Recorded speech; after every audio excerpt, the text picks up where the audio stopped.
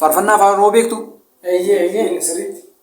Ishii maqaa faarfattootaa keessaan maqaa tokko isinii waamaa faarfannaa isaa keessaa yookaan faarfannaa ishee keessaa kan yaadattan sekoondii 5 gidduutti daftanii deebistu. Tole? Tole ishii asiin jalqabaa. Faarfattuu Raayil.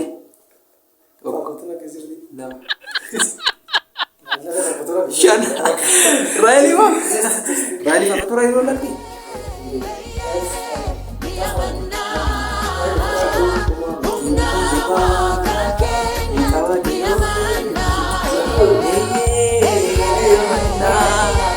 Balak wajib udah tuh bet.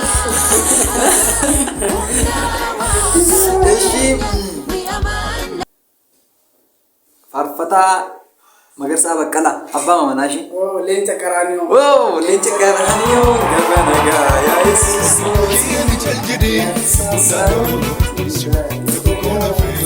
Tole faarfataa Dastaan Sarbu. Jaalladha gooftaa. Hamid Haarannee Koguutu Laaffee Kookisa. Maafangatee kootineessaa. Faarfataa Baacaa Tamasgeen. Tokko. Indarbee. Abet.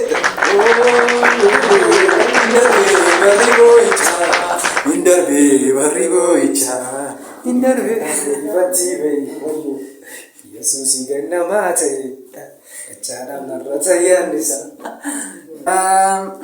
Faarfataa Malkaamuu Sanbataa. Tokko, lama, sadii, afur, shan. Darbeera. Darbeera.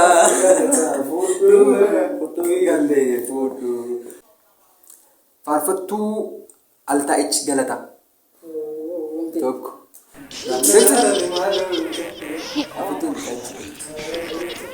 Olma irraa satamuu miti murtaatu kanatti naaf ooltetuu taate tuu jettu waa'ee koo fannoo irratti dhimmatte olma irraa satamuu miti murtaatu. Faarfattuu Bilisee Karrasaa. Achitti nafu. Yeroo baay'ee Achitti nafu.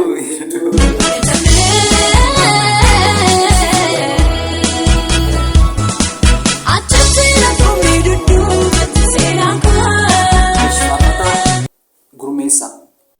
Tokko, lama, sadii, afur. Isa madaa isa.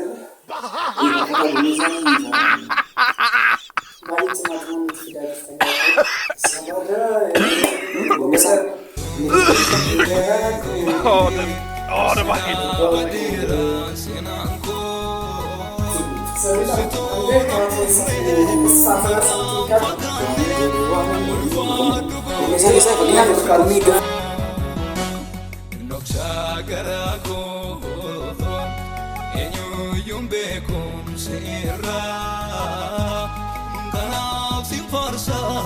Faarfataa Firaa'ol Kabbadee.